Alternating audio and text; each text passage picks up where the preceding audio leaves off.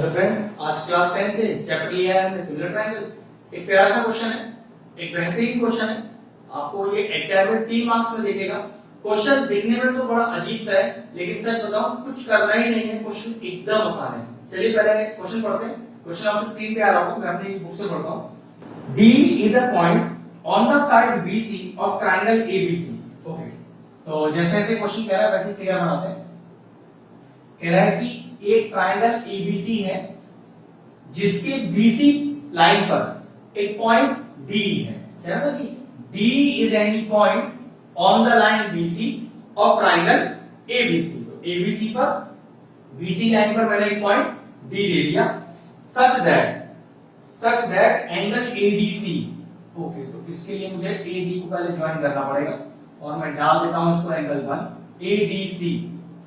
तो मैं गिवन भी लिख दूं हैंड टू हैंड ही, तो लिख सकते हैं कि इन ट्रायंगल ABC क्वेश्चन कह रहा है angle ADC is equal to angle BAC। Angle ADC मतलब angle 1 is equal to angle BAC। Okay, बड़े ट्रायंगल में एंगल 2, ये हमें क्वेश्चन में गिवन है कि एंगल 1 एंगल 2 के बराबर है। और फिर कह रहा है कि शो दैट, ओके कुछ शो करके दिखाना है। शो क्या करना है, CA का square is equal to CB into CD। Proof करेंगे सीधा। प्रूफ को स्टार्ट करने से पहले एक छोटा सा ट्रिक बताता हूं। सिमिलर ट्रायंगल का जब भी कोई क्वेश्चन आए, ठीक है, और टू प्रूफ में या शो करने में साइड से जुड़ा हुआ कोई रिलेशन गिवन हो, ऑब्वियसली बात है साइड से जुड़ा हुआ रिलेशन है ना, तो आप अगर रिलेशन को ना भी देखो और बिल्कुल परफेक्ट तरीके से पहले सिमिलैरिटी कर दो, उसके बाद कोरस्पॉन्डिंग साइड का रेशियो बराबर रख दो, गारंटीड है ये आपका आंसर आ जाएगा। अपने आप बिना रिजल्ट भी मत देखना, तब भी आपका आंसर आ जाएगा। ठीक है, मैं इस रिजल्ट को देखता ही नहीं, मैंने आपको जो बोला बस वो करता हूं। क्या? प्रॉपर सिमिलैरिटी करता हूं और सिमिलैरिटी के बाद कोरस्पॉन्डिंग साइड का रेशियो रखता हूं बिल्कुल सही से। फिर देखना आंसर अपने आप आया कि नहीं, जबकि मैंने इस आंसर को देखकर सॉल्यूशन किया ही नहीं है अपना। मैं अपना सॉल्यूशन बिल्कुल वैसे करूंगा जैसे फॉर्मेट होता है। इससे आपको ये पता चलेगा कि किसी भी सिमिलैरिटी के क्वेश्चन में अगर साइड से जुड़ा हुआ कोई भी रिलेशन टू प्रूफ करना है आपको, तो उसके लिए टू प्रूफ देखने का जरूरत नहीं, करेक्ट सिमिलैरिटी करो और करस्पॉन्डिंग साइड सही से रखो। देखो करके दिखाता हूं।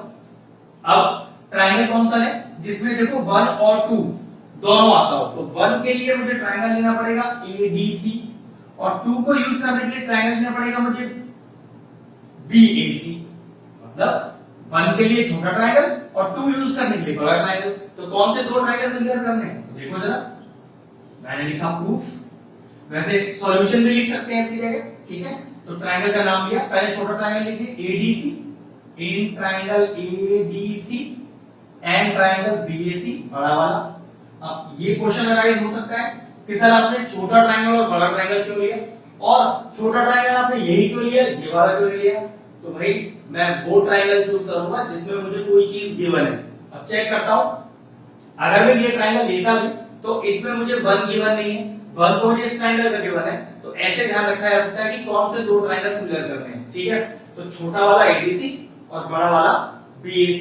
अब सिमिलैरिटी करने के लिए अगर उनमें दो एंगल्स भी मुझे मिल जाते हैं कॉमन दोनों के अंदर, तो बात बन जाएगी। तो चेक करो, एंगल 1 एंगल 2 के बराबर है। क्यों? एंगल 1 छोटे ट्रायंगल में, एंगल 2 बड़े ट्रायंगल में। और क्यों का रीजन? भाई ये तो रीजन क्या कुछ करने का जरूरत ही नहीं था, तो क्वेश्चन में ही गिवन है कि भाई 1 और 2 बराबर है।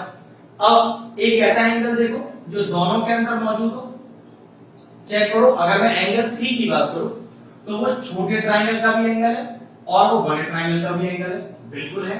तो लिख सकते हैं angle 3 is equal to angle 3 और रीजन लिख दूंगा common.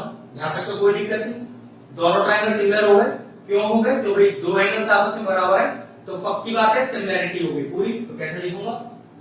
Triangle ADC similar to triangle BAC और रीजन क्या लिखूंगा? AA criteria. ठीक है, सिमिलैरिटी तो हो गई।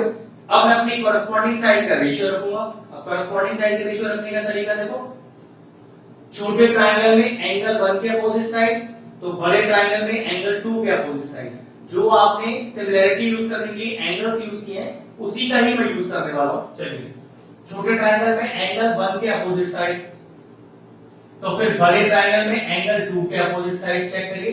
बड़े ट्रायंगल में एंगल 2 के अपोजिट साइड कौन सी है? BC। अब दोनों ही ट्रायंगल में आपने एंगल 3 लिया है, तो छोटे ट्रायंगल में एंगल 3 के अपोजिट साइड, छोटे ट्रायंगल में एंगल 3 के अपोजिट साइड AD। बड़े ट्रायंगल में एंगल 3 के अपोजिट साइड, क्योंकि बड़े ट्रायंगल के लिए आपने एंगल 3 यूज किया है, तो बड़े ट्रायंगल में एंगल 3 के अपोजिट साइड AB।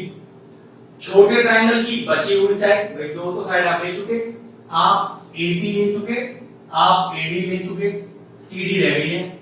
तो इसी तरह से बड़े ट्रायंगल की भी बची हुई साइड कौन सी रह गई? तो देखो, आप BC ले चुके, आप AB ले चुके, AC रह गई है। रीजन क्या लिखेंगे इसके लिए? ये जो आपने अभी किया, if two triangles are similar then the ratio of their corresponding sides are equal। कि अगर दो ट्रायंगल आपस में सिमिलर प्रूव हो चुके हैं तो उनकी corresponding साइड का रेशियो भी आपस में बराबर होगा।